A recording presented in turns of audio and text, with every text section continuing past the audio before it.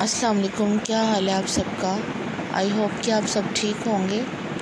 सुबह मैंने video edit नहीं की तो इसलिए मैं अपलोड नहीं कर सकी। ज़्यादातर आजकल मैं सहरी के बाद वीडियो अपलोड करती हूँ, मगर मेरा सुबह बिल्कुल भी दिल नहीं कर रहा था। तो अभी भी इतना ख़ास दिल नहीं कर रहा था मेरा एडिट करने का। तो सुबह मैं सोना चाह रही थी, लेकिन वो छोटी बेटी काफ़ी सुबह रोती रही है बार बार सुबह उठ के ना, तो सुबह भी फिर मेरी नींद अपसेट ही रही है।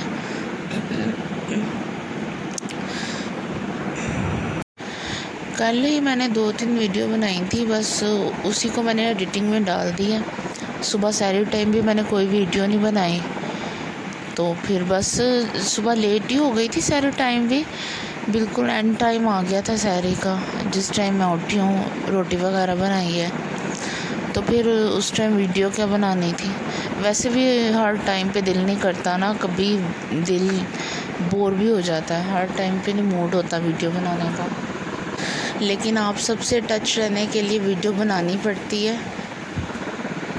जो हस्बैंड वाइफ का रिश्ता होता है ना, मैं समझती हूँ एक वो बहुत खूबसूरत रिश्ता है, लेकिन उसकी बुनियाद सिर्फ भरोसे पे है। अगर आपको भरोसा नहीं है ना, तो फिर उस रिश्ते में समझ लें कुछ भी नहीं है। अगर आपके रिलेशन में मोहब्बत है मगर रिस्पेक्ट नहीं है, तो समझ लें कि आपका ताल्लुक़ बहुत कमज़ोर है। क्योंकि जो मोहब्बत होती है ना, वो वक्त के साथ साथ मान पड़ जाती है।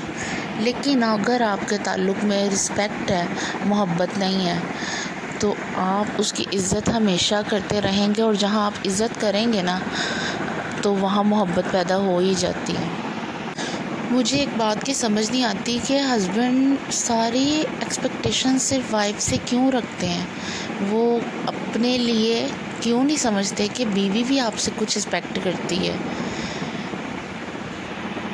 आप अपनी बीवी की बिल्कुल रिस्पेक्ट नहीं करते, उस पर ट्रस्ट नहीं करते, तो फिर आप कैसे उम्मीद कर सकते हैं कि वो आपकी रिस्पेक्ट करे, आपसे मोहब्बत करे, आप पर भरोसा करे। सब कुछ वन साइडेड नहीं होता, गिव एंड टेक, कुछ देना पड़ता है, कुछ लेना पड़ता है। आप अपनी वाइफ के पेरेंट्स की रिस्पेक्ट नहीं करते हैं, लेकिन फिर आप उससे ये एक्सपेक्ट ज़रूर करेंगे कि वो आपके पेरेंट्स की रिस्पेक्ट करे। क्यों? उसके पेरेंट्स नहीं हैं, आपका कोई हक नहीं है। मैं ये सब बात सिर्फ एक जनरल कर रही हूँ, क्योंकि मैंने माशरे में देखा है आजकल का सर्कल इसी चीज़ पे चल रहा है। अगर मैं अपने हस्बैंड की बात करूँ तो अल्हम्दुलिल्लाह मेरे हस्बैंड बहुत अच्छे हैं, बहुत अच्छे हैं, लाखों करोड़ों में से अच्छे हैं वो। मुझे उनसे कोई शिकवा शिकायत नहीं है। क्योंकि मैं ये इसलिए बता रही हूँ कि आप मेरी इस वीडियो की वजह से ये मत समझिएगा कि शायद मैं अपने घर की पर्सनल बात कर रही हूँ। ऐसा मेरे साथ कोई इशू नहीं है, लेकिन आजकल देखा जाए तो इस तरह के बहुत से इश्यूज़ माशरे में सामने आ रहे हैं। आप अपनी बेटी के लिए तो बहुत ऊंचा सोचते हैं, चाहते हैं कि कोई शहज़ादा आए उसको लेने, उसे ससुराल का हर सुख मिले, लेकिन अपनी बीवी के लिए आप ऐसी कोई सोच नहीं रखते। क्यों? वो किसी की बेटी नहीं है? उसके बाप ने उसके लिए कुछ ख्वाब नहीं देखे होंगे क्या? बेबस इंसान का फ़ायदा दुनिया में हर इंसान उठाना चाहता है, लेकिन उस वक्त से डरें जब अल्लाह ताला आपको बेबस कर दे किसी के सामने। खुदा ना करे कि ऐसे मर्द कभी अपनी बेटी के लिए बेबस हों, इसलिए वो वक्त से पहले ही डर जाएं। अगर आप अपनी वाइफ पे ट्रस्ट नहीं करते हैं, बिला वजह उसको ब्लेम करते हैं, अगर आपकी बेटी के साथ कल को कोई ऐसा करे तो आपके दिल पे क्या गुजरेगी, किस अज़ियत से आप गुजरेंगे? कभी इस चीज़ को महसूस तो करें। आप सल्लल्लाहु अलैहि वसल्लम की जो सबसे छोटी वाइफ थी, हज़रत आयशा नाम था आई थिंक, तो आप सल्लल्लाहु अलैहि वसल्लम उनके साथ खेला करते थे, उनको उनके मुताबिक डील करते थे, उनके साथ घोड़ा खेला करते थे, क्योंकि वो समझते थे ना कि ये छोटी हैं, इनके भी कुछ ख्वाब हैं। वो बच्ची थी तो उनके साथ बच्चे बन जाते थे। सीरियसली मैं ऐसा जहाँ भी कहीं इशू देखूँ मुझे बहुत तकलीफ़ होती है। रिश्ता तो है मगर भरोसा नहीं है। अगर आपको नहीं भरोसा तो आपने उस ताल्लुक़ को क्यों रखा हुआ है? आप उस ताल्लुक़ को ख़त्म कर दें। ताल्लुक़ बनाया है तो भरोसा करना सीखें, इज़्ज़त देनी सीखें। अगर आप इज़्ज़त दे नहीं सकते तो फिर लेने की तवक्को भी ख़त्म कर दें। आजकल के माशरे में औरत बेबसी दिखाई गई है, हर जगह पे औरत बेबस है। तो मर्द, उस वजह से मर्द ने अपने आप को बहुत ही एक पावरफुल चीज़ समझ ली है।